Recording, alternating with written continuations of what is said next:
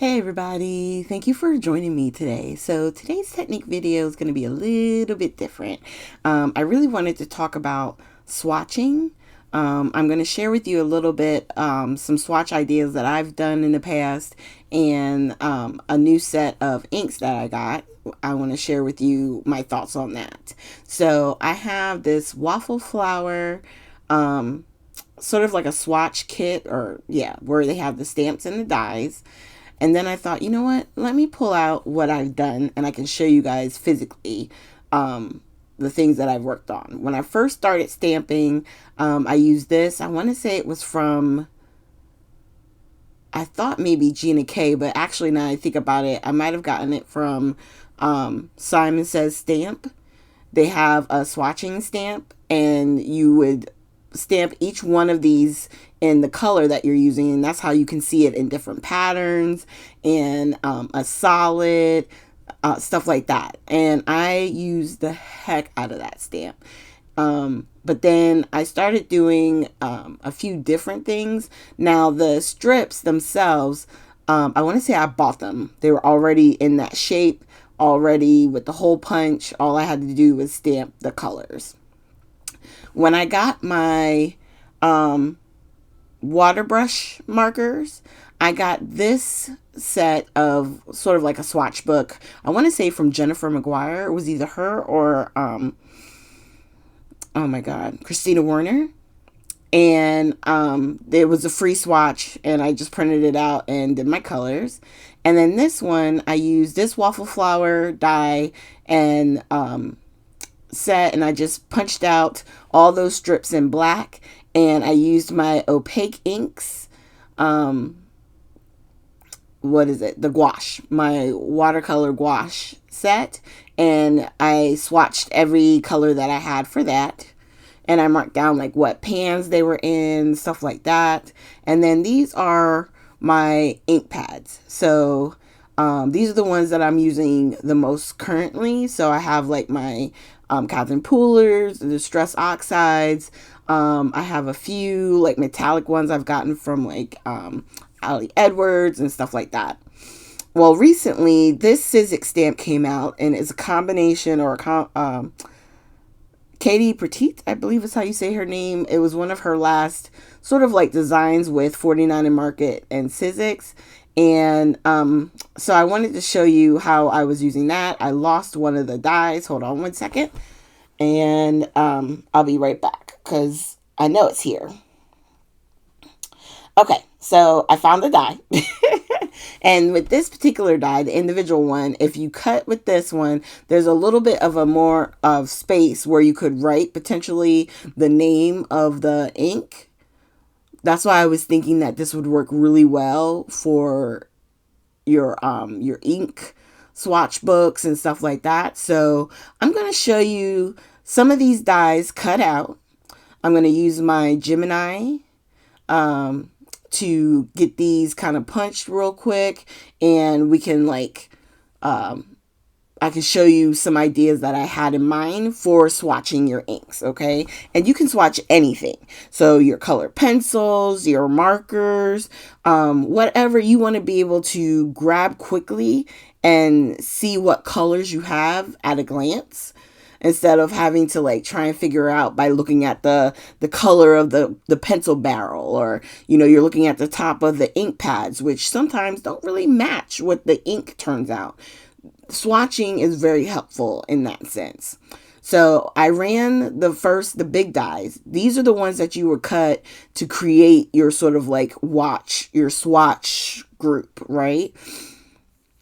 So we have the one with the semicircle at the top, and then the square version.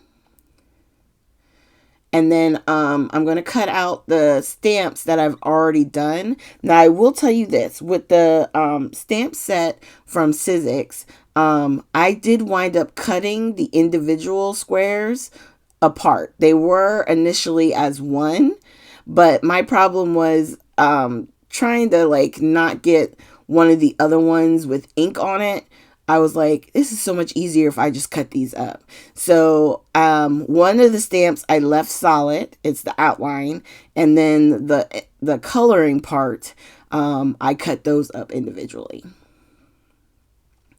And you'll be able to see, because I'm going to show you in a little while, what I was thinking for, like, if you were to use some of these swatches.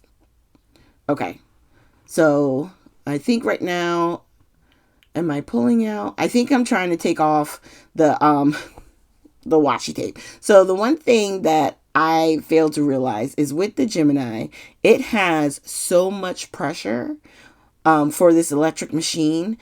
Like, it almost pressed the washi tape into my project. But I wanted to use the washi tape because the other dies that I just did, it didn't matter where they laid. So I just put it down on the magnet sheet and then laid my paper on top and cut it. But this one, I'm trying to line it up and make sure it stays in line with the stamp that I did. So I had to get creative with where I put the washi tape, so that way when it did press into, it wasn't ruining the stamping that we did prior. Okay, so I believe this is the last time through. And even though I sped this up, it doesn't take long for this to go through the machine. It does make that loud noise, just like your your manual ones, excuse me. But it just makes it go so much faster, and it saves so much on your arm. I mean, if I could figure out a way to keep myself neat and I could leave this on my desktop, I would leave it on my desk right next to me, because there are so many cool die sets coming out and so many things I want to play with. So let's just say I have a project in mind, and it's going to take a while, not a while, but it's going to take some time. But I do want to get it set up to where my Gemini is closer to me and I can use it more. Okay, so here are the first three that we die cut, right? And my thought was you could cut them out individually, the little stamps, and then create a little swatch like this. And they could go up, they could go down, however you want it to, create it. And then, write the name of the color underneath. You can do it that way. And then I also had this thought. So I grabbed 2 pieces of 8.5 by 11 paper, and I'm cutting it at 5.5. So almost like I'm making an A2 size card, right? And then I'm going to take each piece and score at 4.25 and make sure I have a nice crease.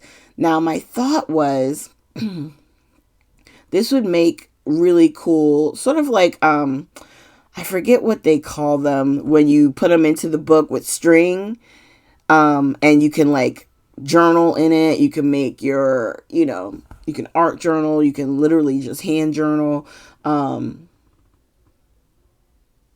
People make them all the time, and I know they're called something, and for the life of me I can't remember, but anyway, that's what we're trying to do here. So I'm taking all 4 and I've put them together, and at first I was thinking I could take the tiny tacher and put the stapler in the middle, but alas, no.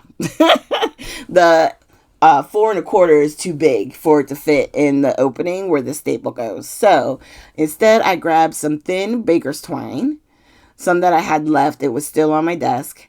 And I'm just going to tie once. You could tie twice if you have more twine that you can use. And I just wanted to create a quick knot just to kind of show you exactly what I was thinking. Do they call them registers? If you guys know the name of it, please leave it down below, because this is going to drive me crazy. But anyway, so we got 8 sheets of paper that we can create a swatch book for, right? We can put a title on the front page, or we can start immediately with the front page and make a rainbow of the colors that we have currently, right? So we got the tealy blue to the regular blue, and then I'll put the purple, and then we'll put the more neutrals, right? And look at that. That's very pretty. I can see all of my Lisa Horton dye inks right in one spot. And there's enough space that we could space it out and still get the name of each of the colors underneath each of the swatches too, you know? I think that it doesn't hurt. Whichever way makes it where you have a quick glance, the colors that you're trying to use, how it's going to look on paper. If you have a favorite paper that you like to use, swatch on that paper, okay? That's also very important because when you go to use that paper, what you're looking at is how your inks is going to show up, right? So a lot of times with certain mediums, I like to do white, I like to do black paper, and I like to do craft because each one of these is going to look different on each of those papers. Now here I have the individual stamp and I'm just writing underneath of it coastline. And then I'm going to clean that stamp and we're going to stamp the mojito color. And then I'm going to hold it up so you can see. So this is the more square shape that we cut out. And so what I'm doing now is just stamping directly on it. So you can see, you can die cut them out and put it on top, or you can even just stamp straight to the paper itself. And you can write on it there. So we have mojito, coastline, very simple.